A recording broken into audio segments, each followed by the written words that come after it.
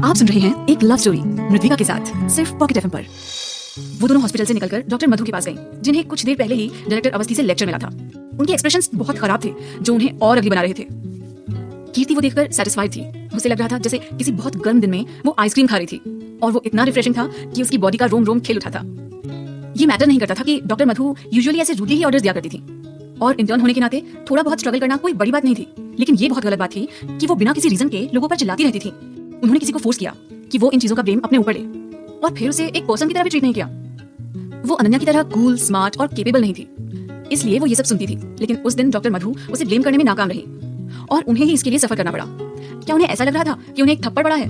Unfortunately कीर्ति को उन्हीं के अंदर काम करना था, इसलिए वो जोर से हंसने की हिम्मत नहीं कर पा रही थी। हालांकि वो हंसना चाहती थी, पर उसे अपनी हंसी दबानी पड़ी। इससे उसके गाल बन की तरह फूल गए, जिससे अनन्या को हंसी आ गई। लेकिन डॉक्टर मधु को ऐसा लगा कि अनन्या उन पर हंस रही थी। वो अनन्या से पहले ही नफरत कर रही थी। आखिरकार इतने सालों तक काम करने के बाद फाइनली उन्हें प्रमोशन का चांस मिला था, इसलिए वो इस छोटी सी बात के बाद उस चांस को खोना नहीं चाहती थी। वो अनन्या से नफरत कैसे करती? इसलिए जब उन्होंने अनन्या को हंसते हुए देखा तो वो और भी ज्यादा नाराज हो गई। वो गुस्से में आई और उन्होंने पूछा, तुम किस पर इतना हंस रही हो? तुम अपने आप को इतना भी मत समझो। मेरी नजर में तो तुम बिल्कुल भी लायक नहीं हो। अनन्या उनके इस तरह कहने पर भी अपसेट नहीं हुई, बल्कि वो मुस्कुरा दी। उससे इस तरह का अनएक्सपेक्टेड रिस्पांस मिलने पर डॉक्टर मधु थोड़ा सा सरप्राइज थी। अनन्या की स्माइल और बड़ी हो गई और वो बोली, रिलैक्स। यू? डॉक्टर मधु अपने ही वर्ड से सरप्राइज थी। उसके चेहरे का लुक ऐसा लग रहा था जैसे वो अनन्या से पूछ रही हूँ कि उसे कैसे पता चला कि उसने शानू की पल्स चेक नहीं की थी और उसके सिम्टम्स के बारे में नहीं पूछा था। अनन्या ने स्माइल किया और उसके एक्सप्रेशंस थोड़े से बदल गए और वो बोली, काइंड पर्सन होना बेस्ट होता है। इन वर्ड्स को कहने के बाद अनन्या ने कीर्ति को पकड़ा और उसे वहां से बाहर ले गई। डॉक्टर मधु वहीं पर गुस्से में जल रही थी। जब अनन्या घर लौटी तब रात हो चुकी थी। आसमान में चांद दिख रहा था और ठंडी ठंडी हवा चल रही थी, जिससे पेड़ों के पत्तों में सरसराहट हो रही थी। जब अनन्या ने अपने अपार्टमेंट का दरवाजा खोला तो वो एकदम खुशी से चौंक गई। उसने देखा एक आदमी सोफे पर बैठा था और वो ब्लैक सूट पहने पीछे से जाना पहचाना लग रहा था। उसने तुरंत आवाज दी, मास्टर हैंडसम। सोफे पर बैठा हुआ आदमी मुड़ा और हल्की सी स्माइल देते हुए बहुत ही कैजुअल टोन में बोला, तुम आ गई? अनन्या ने आश्चर्य से उस चेहरे को देखा। वो इतना सुंदर था, ऐसे लग रहा था जैसे किसी कार्व्ड स्टोन से बना हो। वो बहुत हैरान थी, इसलिए जोर से चिल्लाई। थोड़ी देर के लिए उसे ऐसा लगा जैसे वो किसी गलत जगह आ गई थी। उसने अपनी आंखें बंद की और उन्हें दोबारा खोला, लेकिन उसकी आंखों के सामने जो सीन था वो वैसा ही था, बल्कि पहले से भी ज्यादा क्लियर था। वो सिद्धार्थ गुप्ता था। अनन्या की खुशी वाली फीलिंग्स एकदम सरप्राइज में बदल गई। उसकी आंखें खुली रह गईं। जैसे ही उसने उस आदमी के चेहरे को देखा, वो फायरवर्क्स और लैंटर्न्स की तरह चमकदार था, लेकिन रियल था। सिद्धार्थ, ये तुम क्यों हो? तुम मेरे घर के अंदर कैसे आए? वो श्योर थी कि उसने अपने दरवाजे का कोड चेंज किया था। सिद्धार्थ खड़ा हुआ, अनन्या के पास गया और उसे देखते हुए बोला, ये मेरा घर है, तो मैं डोर खोलकर अंदर आ गया। ऐसे तो सिद्धार्थ का बॉडी फिगर उसके टीचर की तरह लंबा चौड़ा था, लेकिन उसके फेशियल एक्सप्रेशंस और बिहेवियर उनसे एकदम अलग थे। तुम्हारा घर? तुम सच में बेशर्म हो। ये तुम्हारा घर कैसे हो सकता है? अभी के अभी मेरे घर से निकलो, नहीं तो मैं पुलिस को बुला लूंगी और कंप्लेन करूंगी कि तुमने किसी की प्राइवेट प्रॉपर्टी में घुसने की कोशिश की। अनन्या हमेशा की तरह टफ थी। सिद्धार्थ की नजरें अनन्या के चेहरे पर टिक गईं। तुम्हें याद नहीं है कि हमारे बीच क्या हुआ था? उसने पूछा। अनन्या चुप थी। वो सोचने लगी कि वो इतना सीरियसली क्यों बोल रहा था। क्या वो सच में एक दूसरे को जानते थे? पहले तो अनन्या श्योर थी कि उसने अपनी मेमोरी नहीं खोई थी, लेकिन सिद्धार्थ के उन शब्दों से वो एकदम अनश्योर हो गई। लेकिन एक मिनट, वो सिद्धार्थ की बातों में आसानी से कैसे आ सकती थी? वो उसे अपनी चाल चलने नहीं दे सकती थी। अनन्या का हस्बैंड और उसका फियांसे दोनों ही सेम तरीके के थे, दोनों ही फेक थे। सिद्धार्थ की आंखों में समझदारी की झलक दिखी और वो बोला, कोई बात नहीं, चाहे तुम्हें याद हो या ना हो, लेकिन मैं तुम्हारा हस्बैंड हूँ। तुम्हें बस इसे याद रखने की जरूरत है। अनन्या ने अपने लिप्स को मोड़ते हुए कहा, तुम मुझसे झूठ बोल रहे हो। मैं तुमसे झूठ कैसे बोल सकता हूँ? सिद्धार्थ ने अपने आईब्रोज ऊपर करते हुए पूछा, क्या मैंने तुम्हें हमारा मैरिज सर्टिफिकेट नहीं दिखाया था? अनन्या तुरंत चुप हो गई। वो हैरानी भरी आंखों से उस आदमी को देख रही थी जो उसके सामने खड़ा था और उसे नहीं पता था कि वो क्या कहे। उसी टाइम सिद्धार्थ का फोन बजने लगा। सिद्धार्थ ने अपना फोन निकाला और उसकी तरफ देखा। वो उसे इग्नोर करना चाहता था, लेकिन फोन कंटिन्यू बजे जा रहा था, इसलिए उसके पास फोन पिक करने के अलावा कोई चॉइस नहीं बची थी। वो कुछ बोलता उससे पहले एक आदमी की गुस्से भरी आवाज फोन से आने लगी, तुम सीरियस नहीं हो क्या? सब कुछ ठीक होने से पहले तुम कैसे छोड़कर जा सकते हो? सिद्धार्थ खिड़की के बाहर झांकते हुए गुस्से में बोला, अब से मुझे इन छोटे छोटे मैटर्स के लिए परेशान करने की जरूरत नहीं है। Mister Siddharth, no. Mister Siddharth, क्या तुम मेरे साथ सब कुछ खत्म नहीं कर सकते? उस आदमी ने रिक्वेस्ट करते हुए पूछा। तुम जानते हो कि मैं विजय पैसा कमाने के लिए अपने चेहरे पर भरोसा करता हूँ। फिर ये बिजनेस स्टार्ट क्यों किया? मुझे लगता है एक होस्ट क्लब तुम्हारे लिए ज्यादा सूटेबल है। सिद्धार्थ ने गुस्से में गंदी टोन में कहा। होस्ट क्लब वो जगह होती है जहाँ पर मेल एस्कॉर्ट्स होते हैं। अच्छा, भले ही मैं पैसे कमाने के लिए अपने चेहरे पर भरोसा करता हूँ, तुम्हें मुझे एस्कॉर्ट्स जो रिच ओल्डर लेडीज के लिए होते हैं उनकी तरह ट्रीट करने की जरूरत नहीं है, उस आदमी ने कंप्लेन करते हुए बोला। उसके बाद उसने अपनी आवाज सॉफ्ट की और पूछा, वैसे तुम जयपुर सिटी में क्या कर रहे हो? क्या तुम अपनी पुरानी आर्मी यूनिट से मिलने आए हो? हे मिस्टर रिटायर्ड आर्मी ऑफिसर, तुम्हारा भी इस बिजनेस में हिस्सा है। उस आदमी की बात खत्म होने से पहले ही सिद्धार्थ ने फोन काट दिया। अनन्या ने सिद्धार्थ को घूरते हुए सोचा, कितना खराब आदमी है। उस आदमी की आंखें काले आसमान की तरह गहरी थी और उनमें उसकी इमेज दिख रही थी। इसलिए अनन्या ने उसे ज्यादा टाइम नहीं दिया कि वो उसके बारे में और जाने, और उसने उसके साथ प्रॉपर डिस्कशन करने के लिए पूछा, बोलो तुम क्या चाहते हो। हालांकि ऐसा लग रहा था कि सिद्धार्थ उससे बात नहीं करना चाहता था। वो अपना सूटकेस सीधा अनन्या के बेडरूम में ले गया। अनन्या शॉक थी और वो भी पीछे पीछे चल दी। जैसे ही वो रूम में एंटर हुई, उसने देखा सिद्धार्थ ने अपना सूटकेस ऑलरेडी खोल लिया था और वो उसमें से टॉवल और पायजामास निकाल रहा था। अनन्या ने उस आदमी की तरफ सरप्राइजिंगली देखा और कहा, तुम क्या कर रहे हो। नहाने जा रहा हूँ और फिर सोऊंगा। उस आदमी की आवाज ने अनन्या को डरा दिया।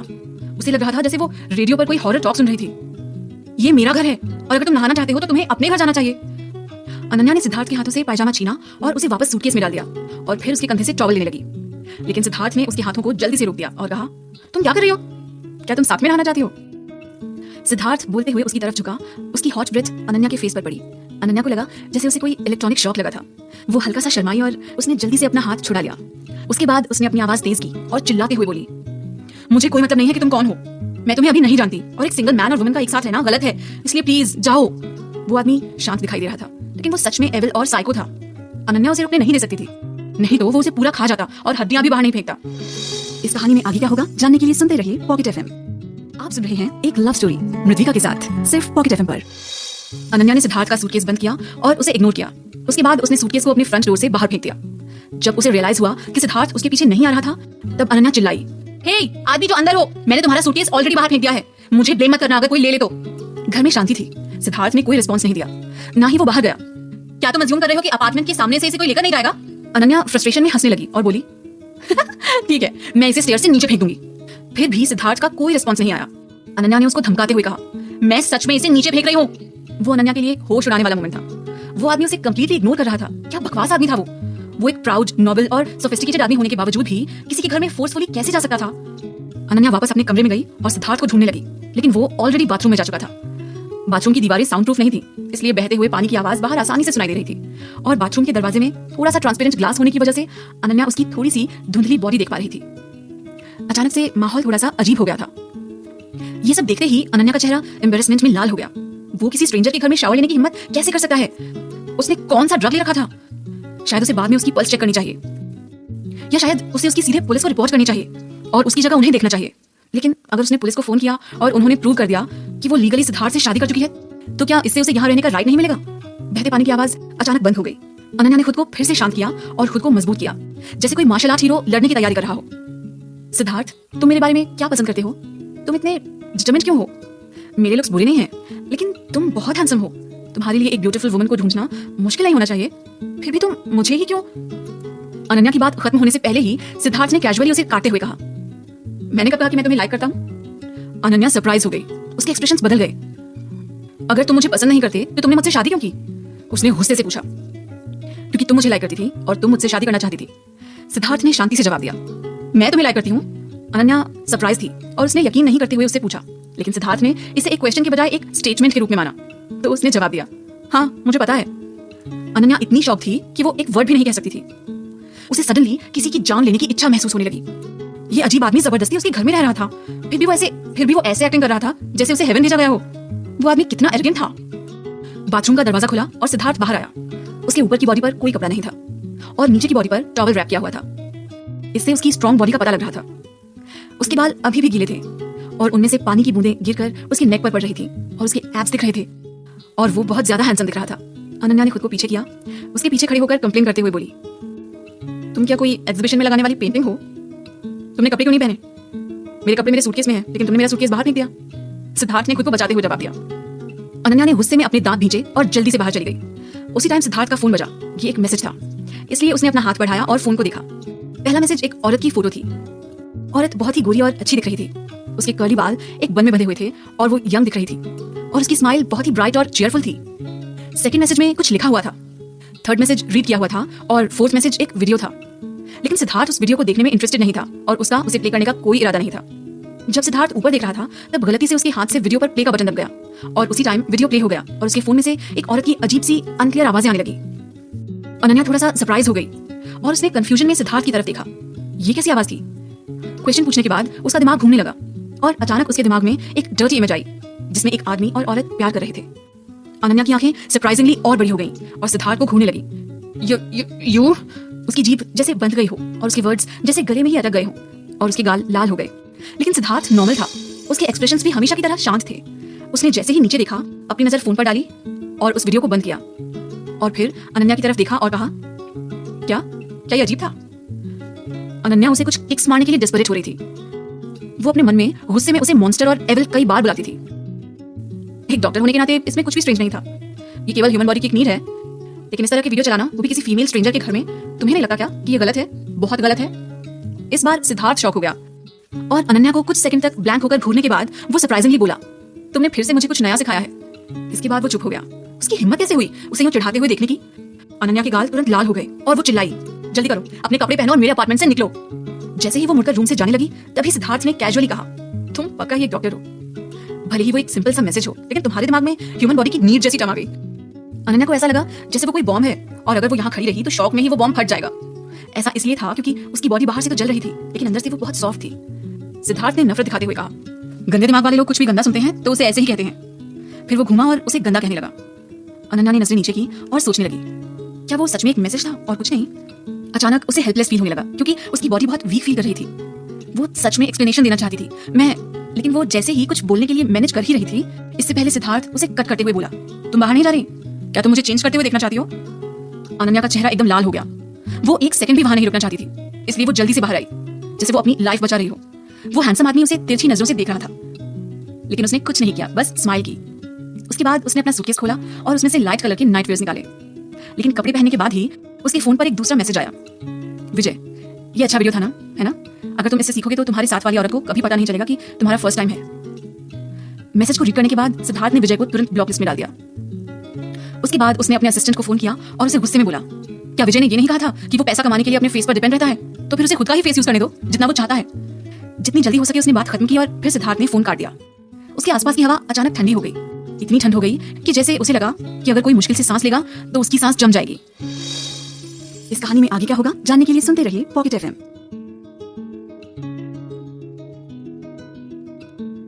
आप सुन रहे हैं एक लव स्टोरी मृदविका के साथ, सिर्फ पॉकेट एफएम पर। अनन्या के आसपास सिद्धार्थ के एकदम उल्टा था। उसके आसपास की हवा गर्म थी। जैसे ही उसने अपने गालों को छुआ तो उसे महसूस हुआ कि वो ऐसे जल रहे हैं जैसे उन्हें स्टोव पर हीट किया हो। उसे बहुत ज्यादा शक हो रहा था कि सिद्धार्थ उसके साथ जानबूझकर ये सब कर रहा था। हालांकि वो उसे उसकी चालों में जीतने नहीं दे रही थी, लेकिन उसे बुरा भी लग रहा था कि वो अब तक उसे घर से नहीं निकाल पाई। सिद्धार्थ खतरनाक था। वो इस तरह की अनइमेजिनेबल ट्रिक कैसे सोच सकता था? अनन्या को शांत रहना पड़ा। वो उसे यहाँ रुकने नहीं दे सकती थी। थोड़ी देर बाहर बैठने के बाद अनन्या ने फाइनली देखा सिद्धार्थ बेडरूम से बाहर आ रहा था। उसने नाइट वेयर्स पहने थे और आते ही उसने सबसे पहले उसे ये कहा कि बेडशीट को चेंज कर दो। मुझे बेडशीट को क्यों चेंज करना चाहिए? मैं बताता हूँ, जल्दी करो, अपनी चीजें पैक करो और मेरे घर से निकल जाओ। वो ऐसा कहना चाहती थी। इससे पहले कि वो अपनी बात खत्म कर पाती, सिद्धार्थ ने उसकी बात काटते हुए कहा। उसने उसे अपनी गहरी आंखों से देखा और उसकी आवाज बहुत ज्यादा अट्रैक्टिव हो रही थी। क्या तुम चाहती हो कि मैं उस शीट पर सोऊं जिसे तुम पहले यूज कर चुकी हो? ये एक सिंपल सेंटेंस था, लेकिन पता नहीं क्यों अनन्या को ऐसा लगा कि सिद्धार्थ की ये बात कुछ अजीब थी। वो थोड़ी देर के लिए चुप हो गई और फिर बोली, ये मेरा बेडरूम है। उसे लगा जैसे ये सिद्धार्थ के लिए पहली बार नहीं है कि वो जबरदस्ती किसी और के घर में रह रहा हो, नहीं तो उसे इतनी आसानी से अपना गोल नहीं मिलता। सिद्धार्थ ने स्ट्रॉन्ग और डोमिनेटिंग टोन में कहा, मुझे मास्टर बेडरूम में सोने की आदत है, तुम कहीं और जाकर सो सकती हो। तुम चाहते हो कि मैं कहीं और जाकर सोऊं? अनन्या ने गुस्से से पूछा, क्या तुम कह रहे हो कि तुम इस मास्टर बेडरूम में सो रहे हो और ये एक्सपेक्ट कर रहे हो कि मैं दूसरे रूम में जाकर सोऊं? सिद्धार्थ के लिप्स ऊपर की तरफ कर्व थे। वो अट्रैक्टिव टोन में बोला, अगर तुम ऐसा नहीं चाहती तो तुम हमेशा मेरे साथ इस मास्टर बेडरूम में सो सकती हो। ये बेड वैसे भी काफी बड़ा है। सिद्धार्थ की आंखों में इस तरह शरारत देखकर अनन्या को बहुत गुस्सा आया और वो बोली, तुम क्या सोच रहे हो? क्या तुम सच में ही सब बोल रहे हो?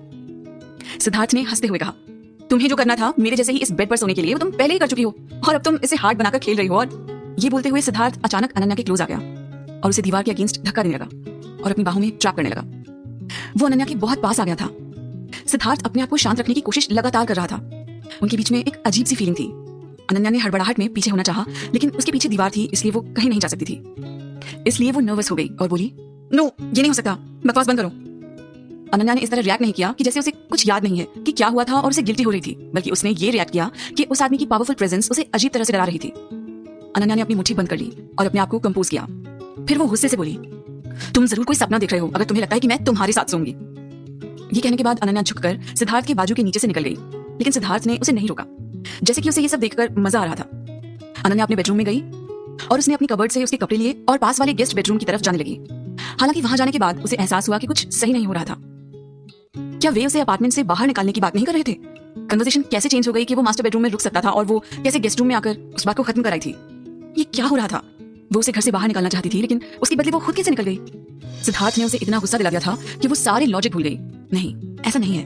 उसने उसे बहुत ज्यादा परेशान किया, जिससे उसका दिमाग खराब हो गया। वो बहुत ज्यादा ही वीक फील कर रही थी, लेकिन उसके दिमाग में दूसरा ख्याल आया, वो सब सही नहीं था। सच ये था, वो एक्सीडेंटली उसके जाल में फंस गई थी, क्योंकि वो नेगोशिएट करने और पागल बनाने में बहुत अच्छा था। अनन्या फ्रस्ट्रेट होकर बेड पर बैठ गई और अपने हाथों से चादर को झटकने लगी। उसके बाद उसने उस वॉल को गुस्से से देखा जो मास्टर बेडरूम से जुड़ी हुई थी। ये सब उसकी आंटी की गलती की वजह से हो रहा था। अगर वो उसका फेक फियांसे नहीं लाती और ये झूठ नहीं बोलती कि मैंने अपनी मेमोरी खो दी है, तो फिर ये हस्बैंड कैसे आ पाता? दो प्रॉब्लम्स को एक साथ डील करने के बाद अनन्या बहुत भड़क गई थी। इस टाइम उसे सच में ऐसा लग रहा था कि वो मेंटली सिक है और उसने अपनी मेमोरी खो दी है। लेकिन क्या उसे सच में लगता है कि वो जबरदस्ती उसके घर में रह लेगा? क्या उसने कहा था कि वो उसे पसंद करती है? क्या वो ये क्लेम कर रहा था उसने उसे शादी के लिए इंसिस्ट किया? फाइन, वो कल जाकर डाइवोर्स केस फाइल कर देगी। अगर एक बार डिवोर्स हो गया तो फिर वो हमारी शादी को यहाँ रुकने के लिए एक्सक्यूज नहीं बना पाएगा। वो मैरिज रजिस्ट्रार ऑफिस जाने वाली थी और ये चेक करने वाली थी कि क्या उन्होंने सच में शादी की है। अगर उन्होंने सच में शादी की है तो वो वहीं के वहीं डिवोर्स केस फाइल कर देगी, और अगर उन लोगों ने सच में शादी नहीं की है तो ये प्रूफ हो जाएगा कि सिद्धार्थ झूठ बोल रहा है और अनन्या ने अपनी मेमोरी नहीं खोई है। अनन्या रात में बहुत देर तक सोने से पहले ये सब सोच रही थी। उस रात हल्की फुल्की बारिश हुई, जिसकी वजह से मौसम बस अच्छा हो गया था और वो आराम से सो सकती थी। और सच में अनन्या अच्छे से सोई और उसे कोई डोरबेल भी सुनाई नहीं दी। वो बस सोई और कंटिन्यू सोती रही। उस टाइम सिद्धार्थ जस्ट नहाकर ही आया था।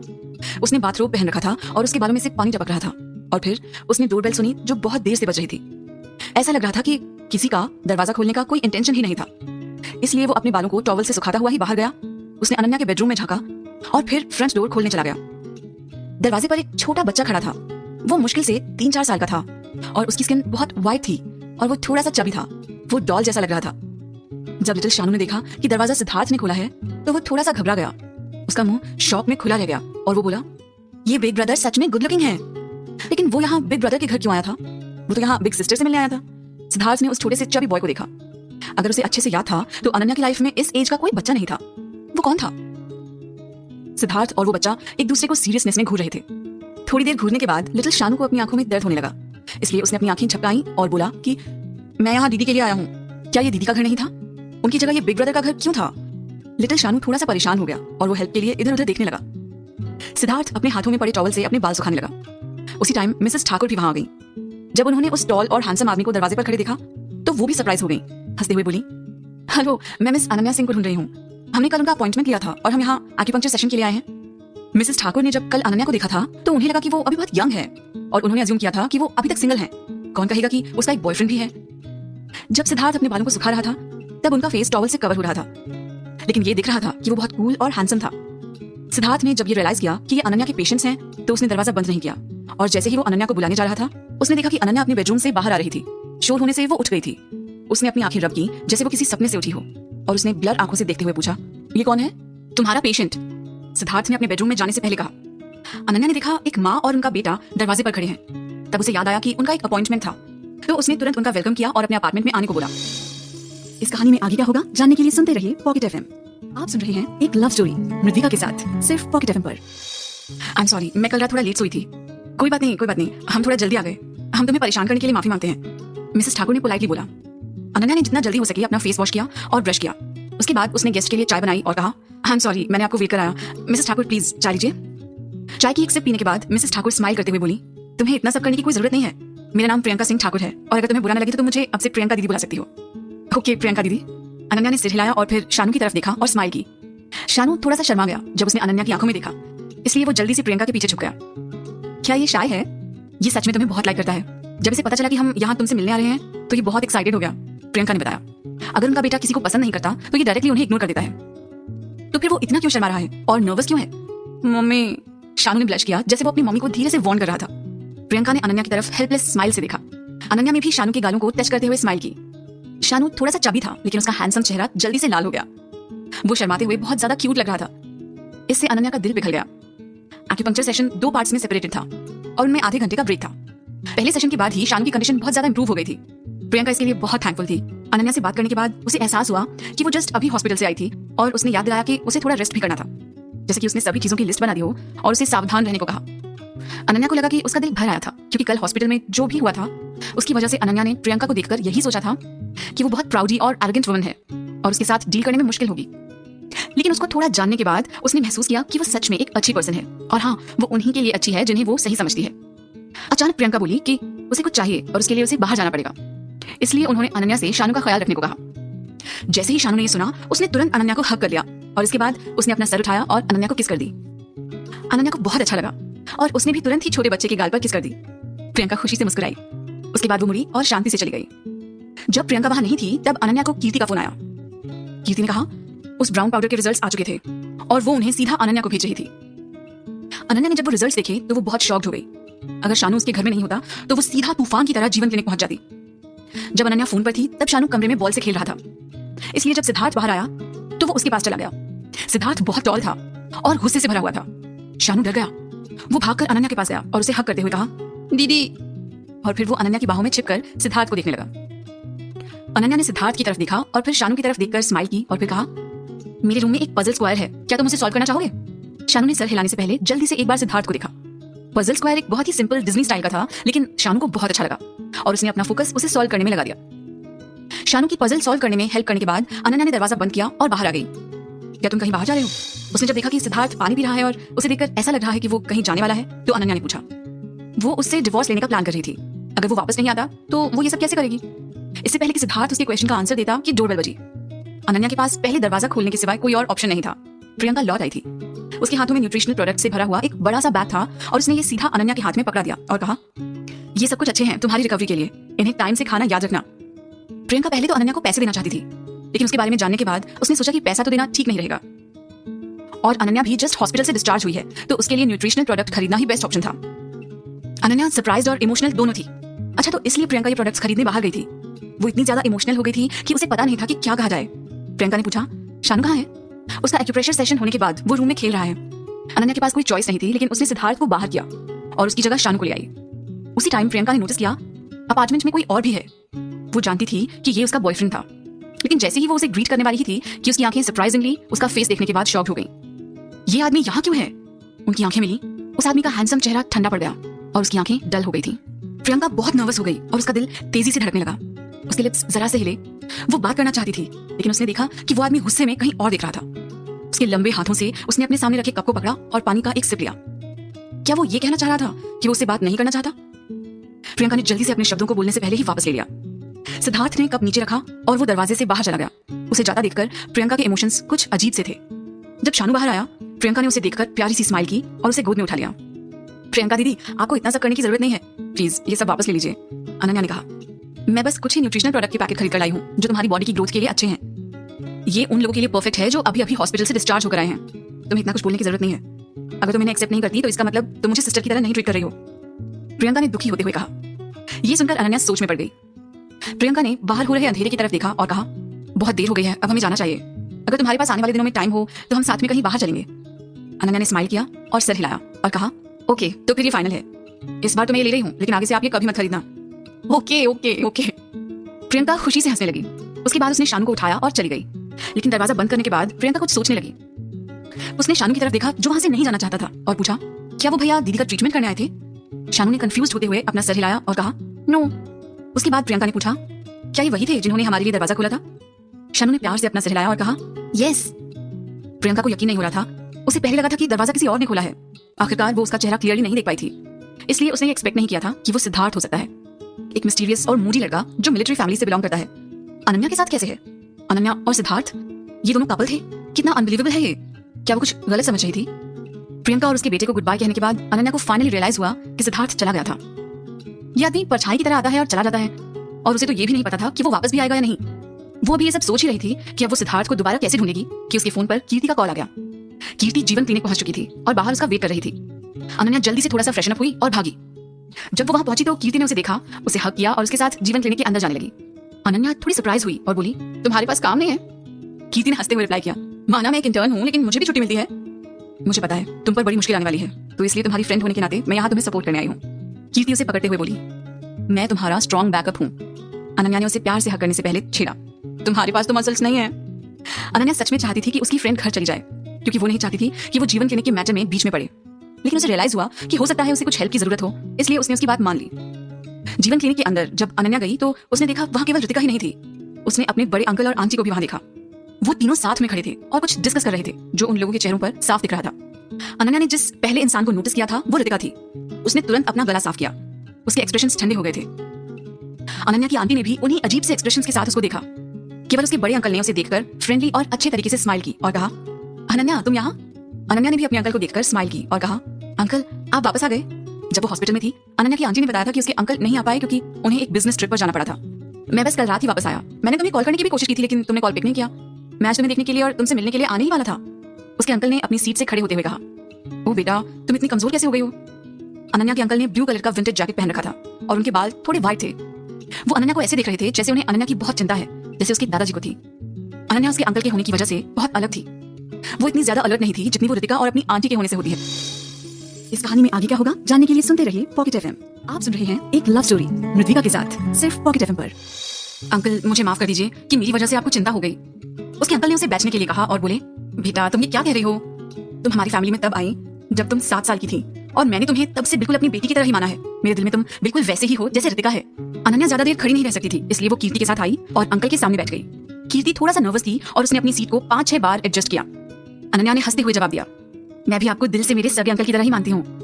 ये कितना अच्छा होता अगर तुम मुझे बेटी की तरह मिलती। अनफॉर्चुनेटली तुम्हारे दादाजी ने तुम्हें आर्यन को सौंप दिया। आर्यन तुमसे सिर्फ 6 साल बड़ा है। बेशक वो तुम्हारा पिता तो नहीं हो सकता, इसलिए दादाजी ने तुम्हें कहा कि तुम उसे टीचर बुलाओ। लेकिन हम सब जानते हैं कि आर्यन ने वेस्टर्न मेडिसिन में पढ़ाई की है और उसका दिल इस जयपुर सिटी में नहीं लगता। इसलिए आखिर में तुम्हें उसकी जगह दादाजी से ही सीखना पड़ा। जैसा उसके अंकल बोल रहे थे, अनन्या चुपचाप स्माइल कर रही थी। सब कुछ इतनी शांति से हो रहा था, फिर भी उसे ऐसा लग रहा था जैसे तलवारें चल रही हों। अचानक से अनन्या की आंटी गुस्से में बोली, भूल जाइए, अनन्या बड़ी हो गई है और वो अब हमें अपनी फैमिली की तरह नहीं मानती। दूसरे शब्दों में अनन्या एक एहसान फरामोश लड़की थी। अनन्या के अंकल ने तुरंत उस औरत को गुस्से में घूरा। अपनी आवाज धीरे करते हुए वो चिल्लाए, तुम क्या बकवास कर रही हो? मैं वो उनसे आर्गुमेंट्स करना चाहती थी, लेकिन उनकी आंखें वो डर गई और अजीब सा मुंह बनाते हुए तुरंत चुप हो गई। रितिका ने अपने पापा की तरफ थोड़ी निराशा से देखा और कहा, डैड आप मम्मी को इस तरह क्यों डांट रहे हैं? जब अनन्या उठी तब मम्मी ने ही हर एक दिन उसकी देखभाल की और साथ में वीर ने भी। जब वो कोमा में थी तब भी वो उसका ध्यान रख रहा था। फिर जब उठी इसने उसे पहचानने से भी मना कर दिया। यहाँ तक कि ये गली से किसी अनजान हस्बैंड को इतना जल्दी ले आई जितना जल्दी हम किसी बुक का पेज पलटते हैं। उन्होंने अपनी आईब्रोज उठाते हुए रितिका को देखा। उसके बाद वो अनन्या की तरफ मुड़े और उससे अविश्वास से पूछा, क्या ये सच है? अनन्या आखिर तक चुप रही। वो पूरी फैमिली को एक अलग सी स्माइल के साथ दिख रही थी, जैसे वो कोई बहुत अच्छा शो देख रही हो, जबकि वो मजाक बनाते हुए हल्का सा हंस भी रही थी। उसने अपनी आंखें झपकाई और हल्की सी स्माइल देते हुए बोली, मैं सच में आंटी और अंकल के लिए बहुत थैंकफुल हूँ कि उन्होंने हॉस्पिटल में मेरा इतना ध्यान रखा। अंकल मैं आपको वीर अरोड़ा के बारे में बाद में बताऊंगी क्योंकि मैं सचमुच नहीं जानती कि वो कौन है। अनन्या की आंटी तुरंत बोली, तुम उसे नहीं जानती क्योंकि तुमने अपनी मेमोरी खो दी है। अनन्या हंसने लगी। मैं अपना इलाज प्रॉपर्ली करवा लूंगी अगर सच में मैंने अपनी मेमोरी खोई है तो। अगर ये सच है तो मैं आपको पूरी सफाई दूंगी। उसके अलावा मैं यहाँ आई हूँ क्योंकि मुझे अंकल के साथ कुछ इंपॉर्टेंट डिस्कशन करना है और उस मैटर के मुकाबले मेरी मेमोरी कुछ भी नहीं है। मेरे अंकल एक बहुत ही अच्छे और ईमानदार इंसान है जिनका दिमाग सही गलत पहचानता है। मुझे यकीन है वो नहीं चाहेंगे जीवन क्लिनिक कुछ ऐसा करे जिससे लोगों की लाइफ खतरे में पड़े, है ना? अपनी बात बोलते बोलते अनन्या की आवाज अचानक सॉफ्ट हो गई क्योंकि वो अपने अंकल को रिस्पेक्ट से देख रही थी। उसके अंकल ने जल्दी से अपना सर हिलाया और उसकी तरफ हंसते हुए बोले, हाँ बिल्कुल, तुम्हारे दादाजी ने अस्पताल खोला था और अपनी पूरी लाइफ वे लोगों की जिंदगी बचाते रहे। मैं उनकी ये विरासत को और जीवन क्लिनिक की रेपुटेशन को किसी को खराब नहीं करने दूंगा। अनन्या ने कहा, मुझे पता था कि अंकल आप भी मेरी तरह ही सोचते हैं। हाँ बेटा। उन्होंने हंसते हुए अपना सर हिलाया और इशारा किया कि वो इससे सहमत हैं, लेकिन उनकी नजर गहरी थी, जैसे कि वो सब कुछ समझने की कोशिश कर रहे थे। मुझे ये सुनकर बहुत अच्छा लगा। ये कहने के बाद अनन्या खड़ी हुई और रितिका को देखने लगी। उसकी आंखें डरावनी हो रही थी। जैसे जैसे वो रितिका के पास जा रही थी, जैसे ही उसने अनन्या को अपनी तरफ आते देखा, उसने महसूस किया कि उसको काफी घबराहट होने लगी है। उसने घबराते हुए अपनी मुट्ठी बंद कर ली और उसकी तरफ गुस्से से देखने लगी। अनन्या एक अनाथ थी, उसे डरने की क्या जरूरत थी और वो उससे क्यों डरेगी? लेकिन उसको कोई आइडिया नहीं था अनन्या उस पर बरस पड़ेगी और अपना हाथ उठाकर उसके चेहरे पर बिना किसी झिझक के थप्पड़ मार देगी। वो थप्पड़ इतना करारा और तेज था कि सच में उसकी आवाज जीवन क्लिनिक के हर कोने तक पहुंच गई थी। ये इतना अचानक था कि सभी उन दोनों को शौक से देख रहे थे। रितिका बहुत शॉक्ड हो गई थी। इससे पहले वो जान पाती कि कैसे रिएक्ट करना है, वो कुछ सेकंड के लिए उस जगह पर जैसे जम गई थी। ऐसे ही उसने अपना हाथ थप्पड़ पड़ी गाल को छूने के लिए उठाया। वो तेज आवाज में चिल्ला पड़ी, अनन्या क्या तुम पागल हो? तुमने मुझे क्यों मारा? जैसे ही बड़ी आंटी ने देखा कि उनकी प्यारी बेटी को अनन्या ने थप्पड़ मारा है तो उनकी आंखें तुरंत ही गुस्से से जलने लगी और जैसे ही वो अपने होश में आई, वे भागकर अनन्या के पास गई और उसे जोर से धक्का मारा। अनन्या लड़खड़ा गई और दीवार से भिड़ गई। ये देखकर कीर्ति तुरंत उठी और उसने घबराते हुए चिल्लाया, अनन्या! अनन्या ने दीवार पर हाथ रखा और अपने पैरों को स्टेबल किया। फिर उसने हाथ हिलाते हुए कीर्ति को कहा, हाँ मैं ठीक हूँ। कीर्ति ने हैंड बैग उठाकर अपनी गोद में रखा। उसका चेहरा एकदम उतर गया था। थोड़ी देर घबराने के बाद वो वापस जाकर अपनी चेयर पर कंफर्टेबली बैठी। बड़ी आंटी ने अनन्या को घूरा जैसे उनकी आंखों में उसके लिए बहुत नफरत हो गई हो और वो बोली, अनन्या अगर तुम मुझे इसके लिए कोई सफाई नहीं दोगी तो मैं इसके लिए तुम्हें कभी माफ नहीं करूंगी। तुमने रितु को एक थप्पड़ मारा है तो मैं तुम्हें 10 मारूंगी। अनन्या ने स्माइल दी जो बहुत ठंडी और मजाक उड़ाने वाली थी। वो बोली मुझे पता है कि ये जानती है कि मैंने इसे थप्पड़ क्यों मारा। रितिका की आंखें अनन्या को देखते हुए जल रही थी। उसने देखा कि उसकी कजिन पहेलियों में बात कर रही थी। वो अपने दांत भींचते हुए बोली, ये मुझे कैसे पता होगा? क्या मैं ये जानती हूँ? ओह यस, तुम्हें तो इसका कोई आइडिया ही नहीं है। तुम तो शरीफ हो। तुम तो इतनी प्योर हो जैसे तुम कीचड़ में जाकर बिना दाग लगाए आ सकती हो और टॉयलेट से बिना बदबू के बाहर आ सकती हो। अनन्या ने मजाक उड़ाते हुए बोला, तुमने दादाजी की इमेज को और जीवन क्लिनिक की रेपुटेशन को खराब कर दिया। ये थप्पड़ तो कुछ भी नहीं है। मैंने ये थप्पड़ तुम्हें इसलिए मारा है क्योंकि मैं कुछ भी गलत नहीं होने दूंगी। अगर कुछ गलत हुआ और किसी क्लाइंट ने अपनी जान खो दी या उसे हर्ट हुआ तो तब मैं ये थप्पड़ नहीं मारूंगी। अनन्या ने कहा। उसका हर शब्द बहुत स्ट्रॉन्ग और पावरफुल था जो रितिका को डरा रहा था। रितिका घबराहट से एक दो कदम पीछे हट गई। उसकी आंखों में गुस्से की झलक दिख रही थी और वो चिल्लाई, तुम किस बारे में बात कर रही हो? मुझे कुछ समझ नहीं आ रहा। अनन्या तुरंत बता सकती थी कि वो इनोसेंट बनने की कोशिश कर रही थी, इसलिए उसने ताना मारते हुए कहा कि सुअर का दिमाग सबसे बेकार होता है, बल्कि वो तो आप सभी से ज्यादा स्मार्ट होता है। कम से कम वे अपनी कब्र खोदने तो नहीं जाते। देखो तुमने क्या किया है। क्या किसी ने तुम्हारे सर पर हथौड़े से मारा है? सारा दिन तुम यही सोचती रहती हो कि दूसरों को कैसे परेशान किया जाए। उसके बाद उसने ब्राउन पाउडर की एग्जामिनेशन रिपोर्ट निकाली और रितिका के सामने रखते हुए बोली, मैं ये नहीं मान सकती कि तुम हमेशा मुझे ही हर्ट करने का ट्राई करती रहती हो। आखिरकार हम कभी सेम जगह रहे ही नहीं, लेकिन ये सब तुम्हारे पेशेंट्स क्यों भुगते हैं? उस बूढ़े आदमी को सिंपली बस गले में दर्द था, फिर भी तुमने उसे मॉर्फिन पाउडर प्रेस्क्राइब कर दिया। मॉर्फिन पाउडर एक बहुत ही पावरफुल पेन किलर है। हाँ, ये पेन रिलीफ के लिए बहुत अच्छा है, लेकिन ये काफी डेंजरस पेन किलर है। तुम जानती हो, है ना? इसका लॉन्ग टर्म यूज पेशेंट्स को न्यूरोटॉक्सिक और इसका एडिक्टेड बना सकता है। अनन्या के अंकल दोनों लड़कियों को हैरानी से देख रहे थे। फिर अचानक उनके एक्सप्रेशंस चेंज हुए और वो रितिका की तरफ मुड़े और गुस्से से पूछा, क्या ये सच है? बड़े अंकल ऐसे लग रहे थे जैसे कि वो गुस्से में अपनी बेटी की जान ले लेंगे। अनन्या की आंटी उस दवाई के बारे में नहीं समझ पाई। उनको कोई आइडिया नहीं था मॉर्फिन पाउडर क्या था, लेकिन अपने हस्बैंड के एक्सप्रेशंस की वजह से वो भी सीरियस हो गई। फैक्ट्स को जाने बिना ही वो तुरंत मना करने लगी कि ये इम्पॉसिबल है, रितु ऐसा कभी नहीं कर सकती। उस पर गलत इल्जाम मत लगाओ। उस पर गलत इल्जाम? अनन्या मजाक करते हुए हंसी और मेडिसिन टेबल की तरफ जाने लगी। उसे अच्छे से याद नहीं था कि उस दिन रितिका ने कौन सी ड्रॉअर में से ब्राउन पाउडर निकाला था। जितना जल्दी हो सके उसने ढूंढा और मॉर्फिन पाउडर को टेबल पर निकाल कर रखा और गुस्से से बोली, रितिका मुझे मत बताओ कि ये नॉर्मल मेडिकल पाउडर है। अगर तुम ऐसा कहती हो तो मैं तुरंत किसी एक्सपर्ट को बुलाकर इसे चेक करवा लूंगी। जब से अनन्या ने उस मॉर्फिन पाउडर का जिक्र किया था तब से ही रितिका परेशान लग रही थी। उसकी पूरी बॉडी कांप रही थी और उसने अपनी मुट्ठी इतनी टाइट बंद कर ली कि जैसे वो अपनी ही उंगलियों को तोड़ देगी, और यही बता रहा था कि उसे कितना डर लग रहा है। अनन्या के प्रेशर डालने के बाद रितिका ने अपने डर को गुस्से से दिखाया, जैसे एक हताश कुत्ता होता है जिसे डराया जाता है। उसी तरह वो बोली, तो क्या हुआ अगर मैंने इसका यूज कर लिया? मॉर्फिन पाउडर पेन किलर की थर्ड कैटेगरी में आता है, जिसे नार्कोटिक्स पेन किलर कहते हैं, और इन दवाइयों को स्ट्रिक्टली चेक किया जाता है और इनका लापरवाही से यूज नहीं किया जा सकता। लेकिन जब बहुत ज्यादा जरूरी हो, जैसे पेशेंट को बहुत दर्द हो रहा हो, तब इसे यूज करना ठीक है। इसके अलावा मॉर्फिन को रिफाइन करके पाउडर बनाया हुआ है, इसलिए इसका इफेक्ट उतना स्ट्रॉन्ग नहीं है। क्या मैं इसे जरा सा भी यूज नहीं कर सकती हूँ? तो क्या हुआ अगर मैंने इसका यूज किया? आखिरकार कोई मरा तो नहीं ना? प्रॉब्लम क्या है? क्या होगा अगर मैं इसे एक्सेप्ट कर लूं तो? अनन्या इसके बारे में क्या कर सकती है? चुपचाप बैठी कीर्ति ये सब शॉक ज्यादा देर तक नहीं झेल सकती थी, इसलिए वो चिल्लाई, क्या मतलब है तुम्हारा कि तुमने केवल जरा सा यूज किया? क्या तुमने सच में दवाइयों के बारे में पढ़ा है? जनरली मॉर्फिन का यूज उन पेशेंट्स के लिए होता है जिन्हें कैंसर जैसी गंभीर बीमारी हो या कोई अलग तरह के दर्द हो जो ठीक नहीं हो पा रहे हो। अनन्या को लगा कि रितिका उससे बात करके इन सब से बाहर निकलने की कोशिश करेगी और परवाह नहीं करेगी। इस कहानी में आगे क्या होगा जानने के लिए सुनते रहिए पॉकेट एफएम। आप सुन रहे हैं एक लव स्टोरी मृतिका के साथ, सिर्फ पॉकेट एफएम पर। आखिरकार रितिका को कभी भी दवाइयों के बारे में सीखना पसंद नहीं था और उसकी नॉलेज केवल दिखाने के लिए थी। ये सच में एक मिस्ट्री थी कि उसने अपनी डिग्री को कैसे हासिल किया। इस रिपोर्ट के रिजल्ट को देखो, इसकी प्योरिटी 5% है। दूसरे नार्कोटिक्स पेन किलर जैसे कोडीन की प्योरिटी 3% है। क्या तुम जानती हो? अनन्या ने एग्जामिनेशन रिपोर्ट के नंबर्स को पॉइंट आउट किया, फिर उसने रिपोर्ट को गुस्से में रितिका पर फेंक दिया। रितिका ने रिपोर्ट को एक तरफ रख दिया और कहा, मुझे नहीं पता था, मुझे भी धोखा दिया गया है, मैं अब इसका यूज नहीं करूंगी। ओके, तुम बेवजह इसे इतना बड़ा इशू बना रही हो। अनन्या के लिप्स ऊपर की ओर उठे और वो बोली, मैं इसका इशू बना रही हूँ? हाँ ठीक है, मैं इसमें कोई दया भी नहीं दिखाऊंगी। फिर तुम क्या करने की प्लानिंग कर रही हो? रितिका ने बिना किसी डर के गुस्से में पूछा, क्या तुमने मुझे इस मेडिसिन को प्रेस्क्राइब करते हुए देखा? यहाँ तक कि तुम्हें ये जीवन क्लिनिक में मिला है और तुमने एक्सपोज करने का डिसाइड कर लिया। मैं अकेली नहीं हूँ जो इस परेशानी में हूँ, दादाजी भी हैं। क्या तुमने नहीं कहा था कि हम दादाजी की इमेज को बर्बाद नहीं कर सकते? अगर तुम इस पर ध्यान दे रही हो तो फिर तुमने उसे पूरी तरह से बर्बाद कर दिया। अनन्या गुस्से में हंस पड़ी, लेकिन वो घबराई नहीं। जैसे ही वो कीर्ति की तरफ मुड़ी जो अपने फोन में गेम खेल रही थी, उसने पूछा, क्या तुमने वो काम कर दिया? कीर्ति ने अपने फोन की स्क्रीन को बंद कर दिया और सिर हिलाया। हाँ कर दिया, मैंने पहले ही वीडियो को ऑनलाइन अपलोड करने के लिए टाइमर लगा दिया है। अगर मैं इसे 1 घंटे में कैंसिल नहीं करती तो ये ऑनलाइन अपलोड हो जाएगा और सब इसे देख सकेंगे। रितिका की आंखें शॉक में बड़ी हो गईं और वो अनन्या को घूरते हुए बोली, अनन्या तुमने मुझे धोखा दिया। इस बार वो सच में बहुत डर गई। उसके एक्सप्रेशंस में डर साफ दिखाई दे रहा था। वो जल्दी से कीर्ति के पास भागी, इस होप में कि वो उसका फोन छीन लेगी। फोन मुझे दे दो। कीर्ति अनन्या के पीछे छुप गई, उसके सर को सहलाते हुए और उसे जीभ से चिढ़ाते हुए कहने लगी, इससे कोई फर्क नहीं पड़ता अगर मैं तुम्हें फोन दे भी दूं। मैंने मेरे फोन से वो ऐप ही डिलीट कर दी है। बहुत हुआ, लड़ना बंद करो, अनन्या के अंकल ने अचानक गुस्से में कहा। अनन्या की आंटी अपने हस्बैंड को देख रही थी। अचानक उनके चेहरे से पुरानी सारी दुश्मनी गायब हो गई और वो अनन्या की तरफ हंसते हुए बोली, अनन्या ये बस एक्सीडेंट था कि तुम्हारी कजिन ने गलत दवाई यूज की। हम फैमिली हैं, चलो आपस में बात करते हैं। तुम्हारी कजिन अब से सावधान रहेगी। कीर्ति, अनन्या ने कहा, एक डॉक्टर ने लापरवाही से अपने पेशेंट को दवाई दी, क्या आप इसे एक लाइट मैटर मान सकते हैं? अभी भी अनन्या के पीछे छुपते हुए ही कीर्ति ने अपना सर निकाला और जवाब दिया, नहीं। ये देखकर कि अनन्या कोई दया नहीं दिखा रही, बड़ी आंटी उस पर भड़क गई और उसे धमकाते हुए बोली, क्या तुम जानबूझकर इस मामले को खींच रही हो और जाने नहीं दे रही हो? अनन्या ने मजबूती के साथ कहा, मैं इस मैटर में शामिल नहीं होना चाहती थी, लेकिन जब से ये जीवन क्लिनिक में हुआ उसके बाद मुझे इसका चार्ज लेना है। मैं दादाजी के खून और पसीने को ऐसे बर्बाद होने नहीं दे सकती। कीर्ति ने गुड़िया की तरह फिर से अपना सर निकालकर बाहर झांका और बोली, हम वीडियो अपलोड करने के बाद पुलिस को भी बुलाएंगे। अनन्या, क्या तुम इतनी बुरी हो? मैं तुम्हें बता दूं, अगर तुम में हिम्मत है।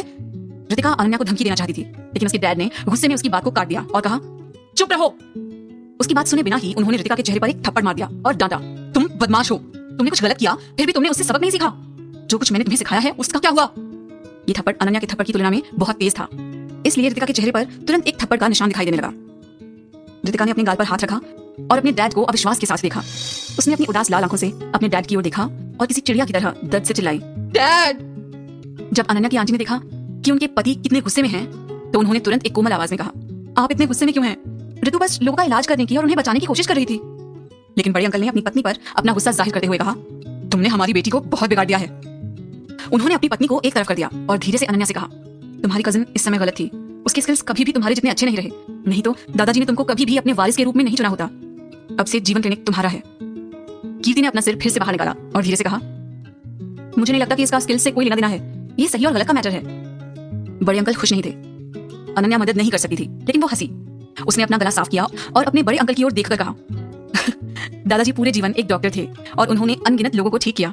जयपुर शहर की हवा सड़क की बात करें तो यहाँ एक भी इंसान ऐसा नहीं है जो उन्हें नहीं जानता हो।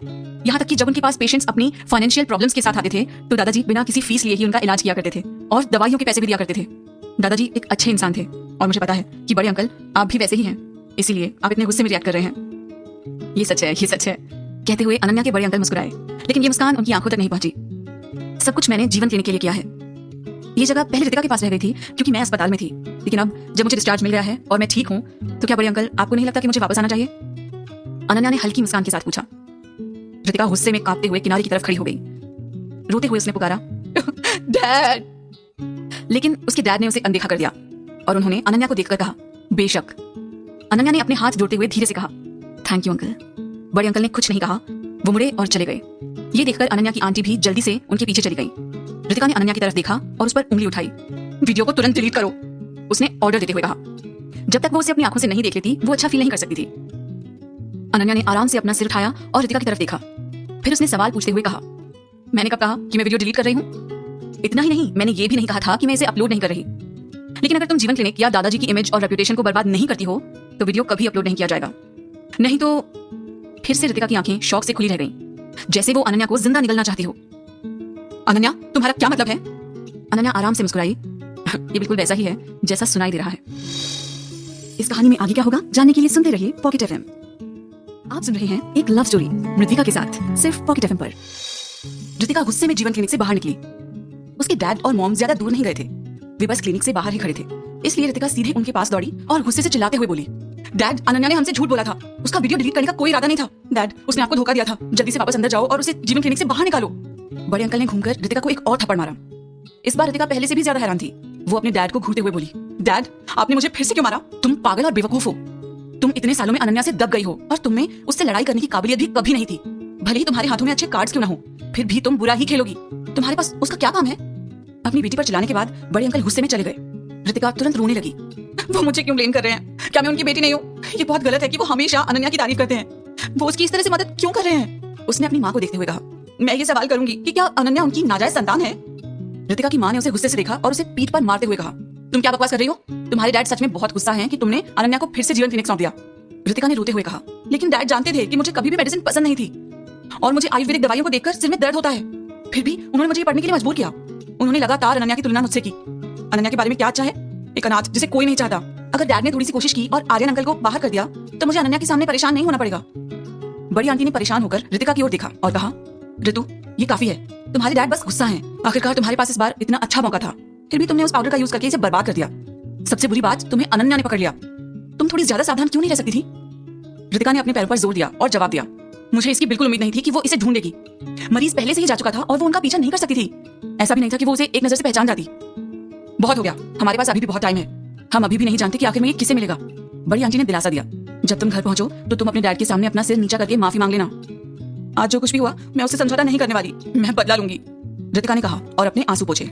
जाहिर है अनन्या के चेहरे पर हमेशा एक बड़ी मुस्कुराहट होती है, क्योंकि वो सारे तरीके जानती है। तुम जैसी भोली और सॉफ्ट लड़की अपनी तुलना उससे कैसे कर सकती है? ये देखो कि जब तुम उसके खिलाफ गई तब तुम्हारे डैड कैसे परेशान हो रहे थे।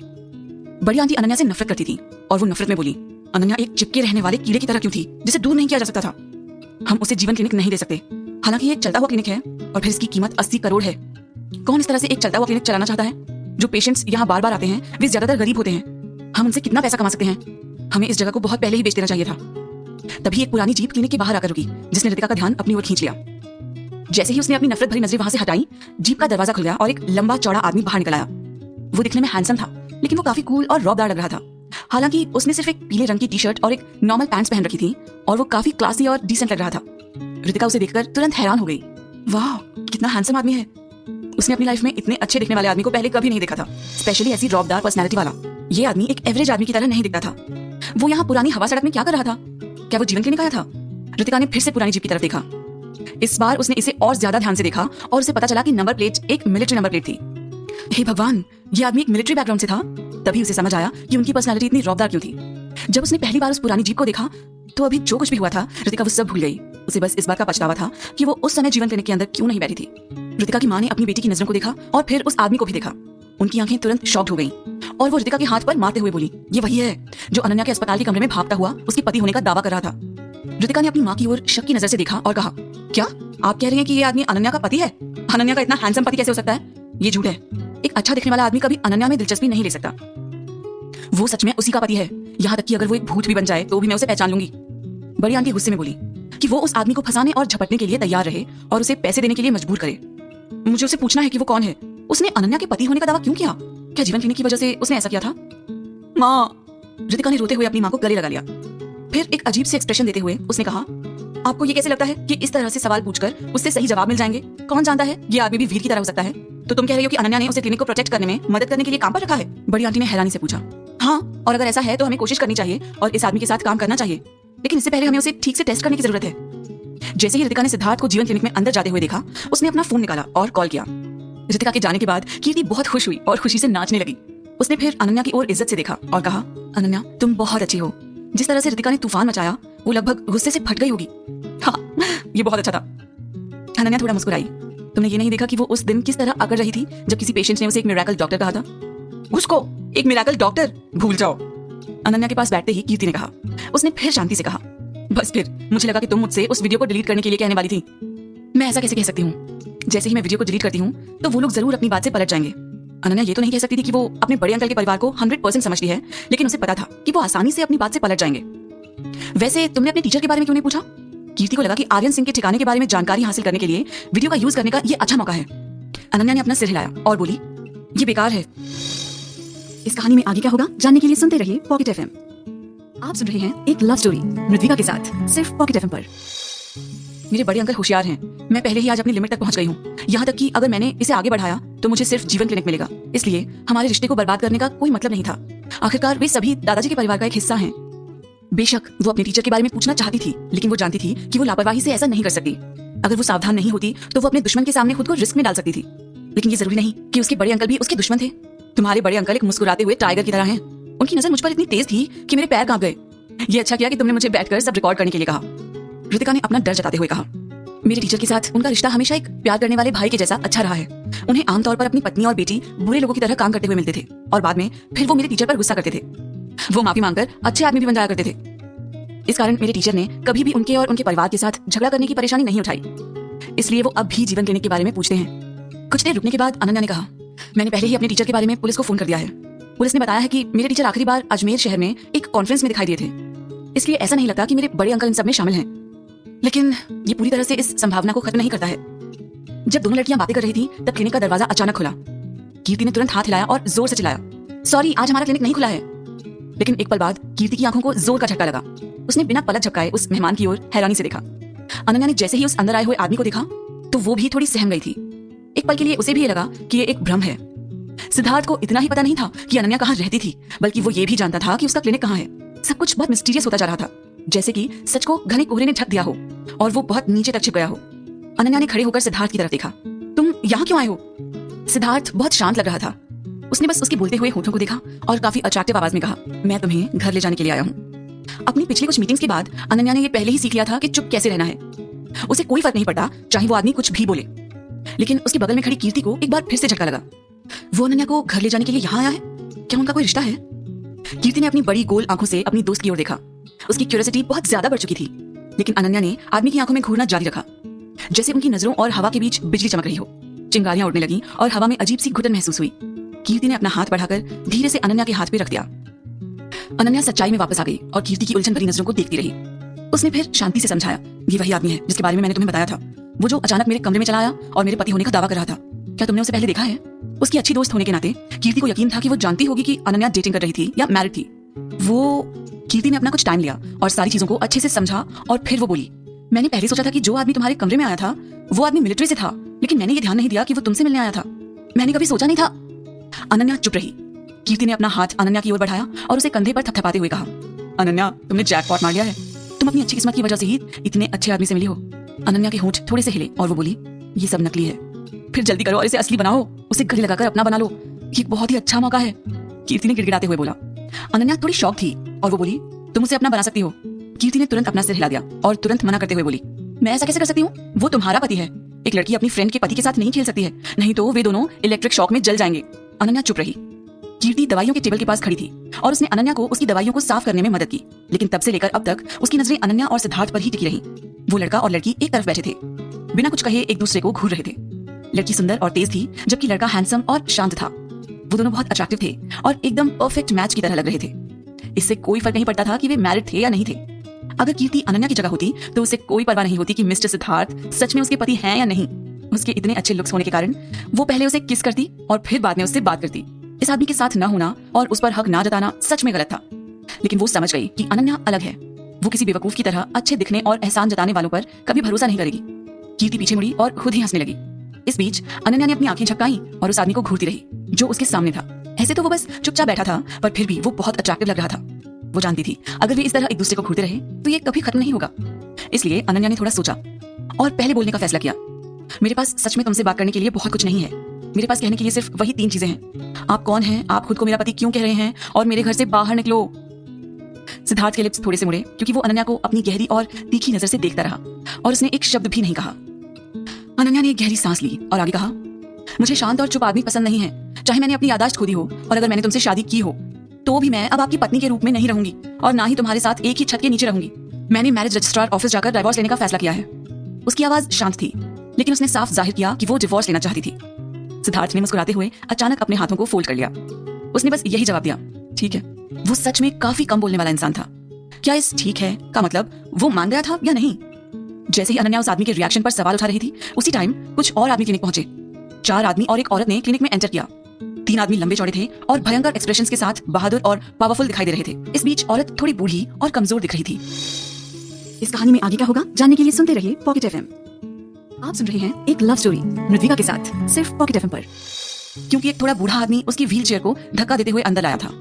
उसी टाइम जो गंजा आदमी उनका लीडर लग रहा था, उसने कड़क आवाज में कहा, यहाँ पर डॉक्टर कौन है? कीर्ति ने सोचा कि ये एक पेशेंट है जिसे ट्रीटमेंट की तलाश है। ये मानते हुए कि सिद्धार्थ और अनन्या डिस्टर्ब नहीं होना चाहते थे, वो दवाइयों के टेबल के पीछे से निकली और उन लोगों के पास गई और पूछने लगी, क्या बात है? गंजा आदमी काफी खतरनाक लग रहा था। उसने कीर्ति की ओर देखा और पूछा, क्या तुम्हारे पास यहाँ का चार्ज है?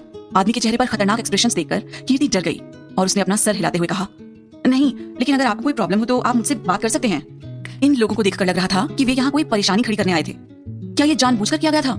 अगर आपके पास चार्ज नहीं है तो आप चले जाइए, आपसे बात करने का कोई मतलब नहीं है। ये कहते हुए उस आदमी का चेहरा गुस्से से लाल हो गया। उन्होंने कीर्ति को एक साइड कर दिया। वो आदमी काफी स्ट्रांग था, बस एक नॉर्मल धक्का ही कीर्ति को जोर से जमीन पर गिराने और एक धमाका करने के लिए काफी था। कीर्ति! अनन्या उस आदमी के इस अचानक बिहेवियर से हैरान थी। वो तुरंत खड़ी हो गई और परेशान होकर अपने दोस्त के पास भागी और बोली, तुम ठीक हो? कीर्ति ने अपना हाथ हिलाया और अनन्या की मदद से उठकर खड़ी हुई। मैं ठीक हूँ, मैं ठीक हूँ। गंजे आदमी ने अनन्या की तरफ देखा और कड़कती हुई आवाज में पूछा, तुम यहाँ की इंचार्ज हो? केवल ये कंफर्म करने के बाद कि कीर्ति ठीक है, अनन्या ने उस आदमी को अपना सिर हिलाकर बोला, हाँ मैं ही हूँ। क्या मैं ये पूछ सकती हूँ कि प्रॉब्लम क्या है? क्या प्रॉब्लम है? ये एक बड़ी प्रॉब्लम है। गंजे आदमी ने गुस्से में अपनी आवाज उठाते हुए कहा और व्हील चेयर पर बैठी औरत की ओर इशारा किया, देखो वो पहले ठीक थी, लेकिन जीवन क्लिनिक के ट्रीटमेंट ने उसे ऐसा बना दिया है। क्या उसका इलाज जीवन क्लिनिक में हुआ था? अनन्या ने तुरंत रितिका के बारे में सोचा। क्या रितिका ने कोई गलत दवाई लिख कर दे दी और ये प्रॉब्लम खड़ी कर दी? जैसे ही उसने उस महिला की कंडीशन को देखा, उसका चेहरा पीला पड़ने लगा। फिर वो पल्स चेक करने और दूसरी अन्य बीमारियों की जांच के लिए पेशेंट के आगे घुटनों पर बैठी। लेकिन अनन्या की महिला को टच करने से पहले उस आदमी ने व्हील चेयर को धक्का दिया और उसका हाथ दूर कर दिया। वो फिर दर्द से रोते हुए बोला, मेरी पत्नी को बस हाई ब्लड प्रेशर था। हॉस्पिटल में जाकर इंजेक्शन लगवाने के बाद उसकी हालत थोड़ी सुधरने लगी और उसके बाद उसने वो दवाइयां ली जो हॉस्पिटल से प्रिस्क्राइब थी। हॉस्पिटल ने हमें बताया कि जब तक हम रेगुलर चेकअप के लिए वापस आएंगे तब तक वो ठीक हो जाएंगी। लेकिन मुझे लगा कि वेस्टर्न मेडिसिन शरीर के लिए बहुत कठोर होती है, इसलिए मुझे लगा कि आयुर्वेदा मेडिसिन के साथ इसे बैलेंस करना उसके लिए अच्छा होगा। हमने सुना था कि जीवन क्लिनिक में एक अच्छा डॉक्टर है, इसलिए हमने यहाँ आने का फैसला किया। आखिरकार आपने जो दवाई दी थी उससे मेरी पत्नी कुछ दिनों के अंदर बीमार हो गई और वो कल हमारे लिविंग रूम में बेहोश हो गई। जब वो जागी तो वो कमजोर और थकी हुई थी, वो चल भी नहीं पा रही थी। मुझे बताओ, आप किस तरह के डॉक्टर हैं? आप कैसे लाइफ बचा रहे हैं? इसकी बजाय आप लोगों की लाइफ को खराब कर रहे हैं। गंजे आदमी ने फर्श पर मेडिसिन की एक थैली फेंक दी और उसकी तरफ पॉइंट आउट करते हुए गुस्से से कहा, आपकी बताई दवा पर एक नजर डालें। ये दवाई खराब है, आप इसे अपने पेशेंट्स को कैसे दे सकते हैं? आप एक ह्यूमन लाइफ को क्या समझ रहे हैं? आपको सही गलत की पहचान नहीं है? क्या आप भगवान से नहीं डरते? जैसे ही अनन्या ने दवा की तरफ देखा, उसकी नजर ठंडी हो गई।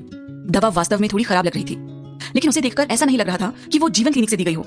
इन खास दवाइयों को 2 महीने तक स्टोर किया जा सकता है और जीवन क्लिनिक में इन्हें बहुत अच्छी कंडीशन में रखा गया था, तो ऑब्वियसली वे खराब नहीं हो सकती थी। वो केवल आधे महीने से एब्सेंट थी। ऐसा कोई चांस नहीं था कि रितिका को और दवाइयां ऑर्डर करनी पड़ी हों। ये लोग उसे महिला की पल्स चेक करने की परमिशन नहीं दे रहे थे। वे लोग पक्का ही उससे कुछ छिपा रहे थे। वो बहस नहीं कर सकती थी और ना ही कोई सवाल पूछ सकती थी। लेकिन जब उसने महिला को देखा तो वो बता सकती थी कि वो सिर्फ कमजोर दिख रही थी, जबकि उसकी बॉडी सच में बहुत हेल्दी थी। तो क्या ये लोग यहाँ परेशानी खड़ी करने आए थे? वो आदमी गुस्से में जलता हुआ लग रहा था और वो बोला, मैं आपको बता दूं, अगर आप मुझे आज कोई ठीक सलूशन नहीं देते हैं तो मैं इसे जाने नहीं दूंगा। गंजे आदमी ने भी इसमें शामिल होते हुए कहा, हमें मुआवजा दो, नहीं तो हम पुलिस को बुलाएंगे। अनन्या ने अंदर झांका। इन लोगों को एक साथ देखकर ऐसा लग रहा था कि वे सच में यहाँ परेशानी खड़ी करने आए थे। क्या उन्हें रितिका ने भेजा था? अनन्या को इस बात का यकीन नहीं हो रहा था। अनन्या ने कहा, आपने कहा कि वो बीमार है, वो चल नहीं सकती और वो कमजोर और थकी हुई है। प्लीज मुझे अस्पताल की जांच रिपोर्ट दिखाएं, नहीं तो पुलिस को फोन करें और उन्हें इस मामले को संभालने दें। ठीक है, हम पुलिस को फोन करेंगे, गंजे आदमी ने पूरे विश्वास के साथ कहा। उन्हें या तो भरोसा था कि अनन्या पुलिस को फोन नहीं करेगी और या वो पुलिस से नहीं डरते थे। अनन्या ने उस आदमी की ओर ठंडी नजर से देखा। इस बीच कीर्ति थोड़ा डरी हुई थी और वो बोली, मैं आपको बता दूं, आप यहाँ परेशानी खड़ी कर रहे हैं। ये यहाँ पर अलाउड नहीं है, एक तरह का ब्लैकमेल है। ऐसा करने पर आपको मिनिमम 5 साल के लिए जेल की सजा हो सकती है। तुम्हारी हिम्मत कैसे हुई हमको धमकाने की? गंजा आदमी कीर्ति की ओर इशारा करते हुए बोला। फिर उन्होंने क्लिनिक के एक डिस्प्ले स्टैंड पर जोर से मारते हुए रिस्पॉन्स दिया। कीर्ति चिंता में पड़ गई। वो इतना डर गई थी कि वो अब बस रोने ही वाली थी। उसने अनन्या को बेबसी से देखा और देखा कि वो अभी भी हमेशा की तरह शांत थी। आखिर ये तीनों आदमी लंबे और मजबूत थे। अगर वे उसके साथ फिजिकल होना चाहते तो वे उन्हें आसानी से मार सकते थे। आखिर अनन्या इन सबसे क्यों नहीं डरी थी? उस पल कीर्ति को सिद्धार्थ याद आया। हाँ, ये सही था कि उनके पास भी तो एक आदमी था। सिद्धार्थ अनन्या के पति थे। इस तरह इस मुश्किल के समय में अपनी पत्नी को बचाने के लिए सिर्फ वही सही आदमी थे। लेकिन सिद्धार्थ अनन्या की तरह ही शांत होकर अपनी सीट पर बैठा रहा। वो बस एक प्राउड एंड डोमिनेटिंग किंग की तरह अपनी ठंडी और अलग नजरों से सब कुछ देखता रहा। वो इतने शांत कैसे थे? इस तरह एक बार में वो क्या कह सकती थी? वे दोनों स्वर्ग में बने एक जोड़े की तरह थे। उस समय क्लिनिक का दरवाजा एक बार फिर से खुला। वीर अंदर आया और प्यार से चीखने लगा, अनन्या, अनन्या। जब उसने ये सब देखा कि क्या हो रहा था तो उसने चौंकते हुए कहा, ये क्या है? यहाँ क्या हो रहा है? फिर उसने उस आदमी पर ध्यान दिया और सवाल किया, शर्मा अंकल, शर्मा आंटी, आप लोग यहाँ क्या कर रहे हैं? उस आदमी ने जैसे ही वीर को देखा तो वो भी वीर की तरह ही सरप्राइज था और बोला, क्या तुम वीर हो? तुम यहाँ क्या कर रहे हो? वीर मुस्कुराया और अनन्या की तरफ देखने लगा। फिर उसने कहा, शर्मा अंकल, ये क्लिनिक मेरे फियांसे का है। इस कहानी में आगे क्या होगा जानने के लिए सुनते रहिए पॉकेट एफएम। आप सुन रहे हैं एक लव स्टोरी मृदविका के साथ, सिर्फ पॉकेट एफएम पर। मैं यहाँ उससे मिलने आया था, आप यहाँ कैसे? उस आदमी ने एक भी शब्द नहीं कहा। उसकी जगह गंजा आदमी बोला, क्या ये क्लिनिक आपकी फियांसे का है? अच्छा, आपकी फियांसे ने शर्मा आंटी को लगभग मार ही दिया था। हम यहाँ उनसे सफाई मांगने के लिए आए हैं। क्या हुआ है आंटी? वीर ने व्हील चेयर पर बैठी महिला की ओर चिंता से देखते हुए कहा। फिर उसने अपनी आईब्रोज को ऊपर उठाते हुए अनन्या की तरफ मुड़ते हुए कहा, अनन्या, क्या ये सच है? अनन्या चुप रही। वीर अचानक इसमें कैसे इन्वॉल्व हो गया? ऐसा नहीं लग रहा था कि वीर यहाँ एक इत्तेफाक से आया था। क्या ये एक पहले से प्लान्ड परफॉर्मेंस थी? लेकिन वे क्या चाहते थे? अगर ये सच भी है तो ठीक है, शर्मा अंकल और शर्मा आंटी ने मुझे बड़े होते हुए देखा था। अगर तुम अपनी गलतियों को मान लेती हो और उनकी माफी मांग लेती हो तो वे जरूर तुमको माफ कर देंगे। क्या ये सही नहीं है अंकल? वीर ने कहा। फिर उसने उस आदमी को ईमानदारी के साथ देखा जैसे उसने रिक्वेस्ट की हो। उस आदमी ने गंदे व्यक्ति की तरफ देखा और कहा, हम यहाँ परेशानी खड़ी करने के इरादे से तो नहीं आए थे। अब हम सभी एक दूसरे को जानते हैं और आप वीर की फियांसे हैं। अगर आप हमसे माफी मांगती हैं तो हम इस बात को भूल जाएंगे, लेकिन आप आगे से फिर ऐसा नहीं कर सकती। अगर ये कोई और होता तो आप क्या करते? आप लकी हैं कि वीर आज यहाँ है, नहीं तो ये मामला कभी खत्म नहीं होता। वीर मुस्कुराया और अनन्या की ओर से सहमत होते हुए सिर हिलाया। उसने फिर खुश होते हुए कहा, बेशक, ये फिर कभी नहीं होगा, थैंक यू अंकल। फिर वो अनन्या के पास गया और उसे दिलासा देते हुए बोला, इट्स ओके अनन्या, अब सब कुछ ठीक है। अब जब मैं यहाँ हूँ तो तुम्हें डरने की जरूरत नहीं है। वहां जाओ और अंकल से माफी मांगो। उसके बाद ऐसा बोलते ही उसने अनन्या का हाथ पकड़ने के लिए हाथ बढ़ाया, लेकिन अनन्या ने अपना हाथ दूर कर दिया तभी एक दूसरा हाथ कहीं से दिखाई दिया और उसने वीर का हाथ पकड़ लिया और कहा, उसे टच मत करो। सिद्धार्थ अचानक से वहां आ गया और उसने वीर को एक साइड कर दिया। उसका किसी हीरो जैसा फिगर डरावना और अट्रैक्टिव लग रहा था। सिद्धार्थ को देखते ही वीर बेहद नाराज हो गया। जब उसे याद आया कि सिद्धार्थ पहले से ही उसके रास्ते में है, तो उसने तुरंत अपना आपा खो दिया। अपनी मुट्ठी को बंद करते हुए वीर ने उसकी गर्दन को पकड़कर चिल्लाते हुए कहा, आखिर तुम कौन हो? तुम मेरे और अनन्या के मैटर्स में इन्वॉल्व होने की कोशिश क्यों कर रहे हो? सिद्धार्थ के होठों पर हल्की सी मुस्कान आ गई। फिर उसने सिर हिलाया और कहा, मैं आपको 5 मिनट दूंगा। इन शब्दों ने वीर को थोड़ा चौंका दिया। वीर ने अपनी आंखें बड़ी करते हुए पूछा, 5 मिनट किस लिए? फिर से कीर्ति तुरंत अनन्या के पीछे छिप गई और उसने अपना सिर बाहर निकाला और फिर वीक आवाज में उसने कहा, ऑफ कोर्स वो आपको यहाँ से जाने के लिए 5 मिनट दे रहे हैं। वीर कीर्ति को गुस्से में घूरने लगा। फिर कीर्ति तुरंत अनन्या के पीछे छिप गई। उसने फिर ऊंची आवाज में कहा, आप अनन्या के फियांसे नहीं हो, ये आदमी अनन्या का पति है।